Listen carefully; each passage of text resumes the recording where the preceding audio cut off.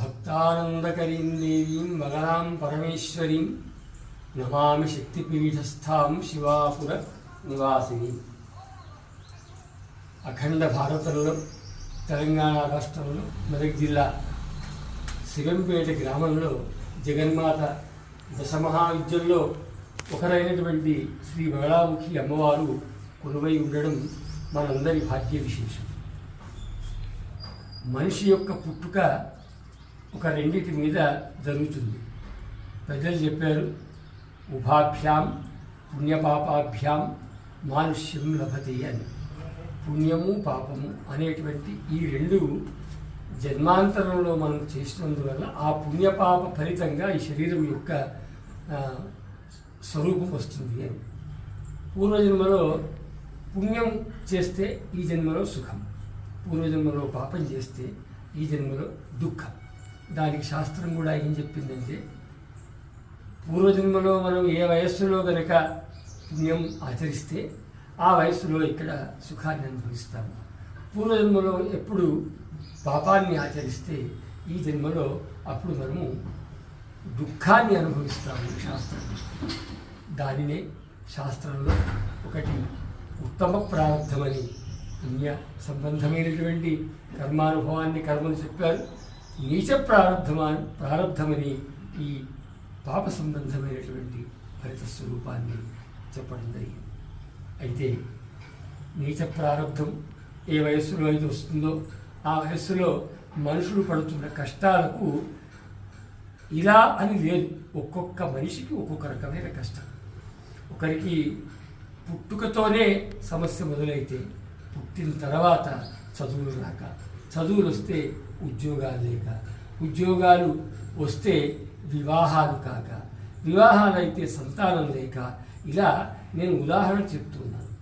ఎంతో సంపద సంపాదించినప్పటికీ ఒక్క రూపాయి అనుభవించకుండా దురదృష్టమంతా వెంటాడుతుంది. దాన్ని నీచ ప్రారంభం అంటారు.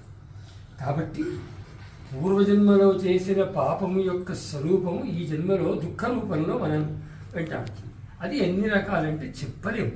ఒకడికి అనారోగ్యం, ఒకడికి దారిద్ర్యం, ఒకడికి సంతానమేమి, ఒకడికి వివాహం లేకపోవడం.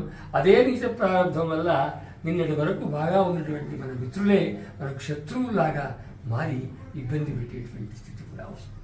అయితే ఇప్పుడు ఎక్కడైతే ఉన్నామో ఈ అమ్మ బగళాముఖి అని అమ్మ యొక్క పేరు. అమ్మను మరొక పేరు కూడా స్తంభన దేవత అని ఉంది.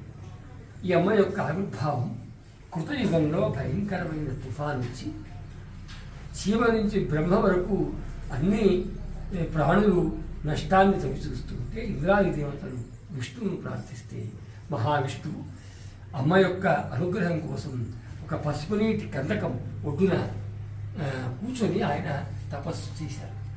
ఆ తపస్సుకు మెచ్చినటువంటి ఆ జగన్మాత పరాశక్తి తపస్యయాచ సంతుష్ట మహాత్రిపుర సుందరి అని ఆ తపస్సుకు మెచ్చిన ఆమె మహావీత హ్రదస్యాంతే సౌరాష్ట్రే బగళాంబిక అని అమ్మ ఆ పసుపు కందకంలో పసుపు రూపంలో బగళా రూపంలో ఆవిర్భవించింది అని చెప్తారు. ఈ క్షేత్రంలో కూడా ఇప్పుడు ఇక్కడ ఉన్నటువంటి జగన్మాత అష్టదళ ఆకృతిలో ఉన్నటువంటి పీఠము పైన చుట్టూ ఉన్నటువంటి పసుపు నీటి కందకం మధ్యలో ఆవిర్భవించింది. అయితే ఈ శివంపేటలో జరిగేటువంటి హవనాలు కానీ అర్చనలు కానీ ఎవరైతే చేసుకుంటారో అమ్మను ఆ పసుపు కందకంలో ఆవిర్భవించిన అమ్మ ఆ రోజున హృదయంలో ఉత్పన్నమైన తుఫాన్ని స్తంభింపజేసింది, ఆపేసింది. కాబట్టి అమ్మను స్తంభన దేవత అన్నారు. అందుకోసమే అమ్మ యొక్క ఆయుధ స్వరూపాల్లో హస్తైరు ముద్గర పాశ వజ్రాది, ఎడమ చేతిలో హస్తైరు ముద్గర పాశ వజ్ర రసనాహ అని ఈ రకంగా అమ్మ కింది ఎడమ చేతిలో ఒక నాలుకను పట్టుకొని లాగుతున్నట్టుగా మనకు కనపడుతుంది. దాని యొక్క తాత్పర్యం ఏమిటంటే స్తంభనం, ఆగడం అని అర్థం. అలాగే ఇంతకుముందు మనం చెప్పుకున్నట్టుగా ఏవైతే పుణ్యపాపముల ద్వారా మానవ జన్మ వస్తుందో అందులో పాపముల ద్వారా దుఃఖాలు అనుభవిస్తాము. ఆ దుఃఖముల యొక్క స్తంభన జరగాలి అంటే నీచ ప్రారంభం యొక్క స్తంభన జరగాలి. ఎందరో దేవతలు ఎన్నో అనుగ్రహాలు ఎన్నో ఉన్నప్పటికీ నీచ ప్రారంభం కనుక ఉంటే ఎన్ని యోగాలు ఉన్నా కానీ అవి వారికి ఉపయోగంలోకి రావు.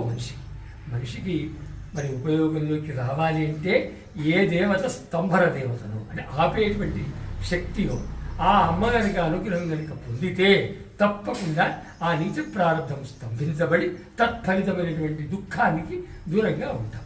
అంటే అర్థం, ఎవరు బగళాముఖి అమ్మవారిని మనసా వాచా కర్మణ అర్చనా రూపం కానీ హోమరూపం కానీ అభిషేక రూపం కానీ చేస్తారో రేపు 24 జయంతి అవుతుంది. ఈ ఏప్రిల్ 24 వైశాఖ శుక్ల అష్టమి రోజున అమ్మవారి జయంతి కార్యక్రమం ఉంది.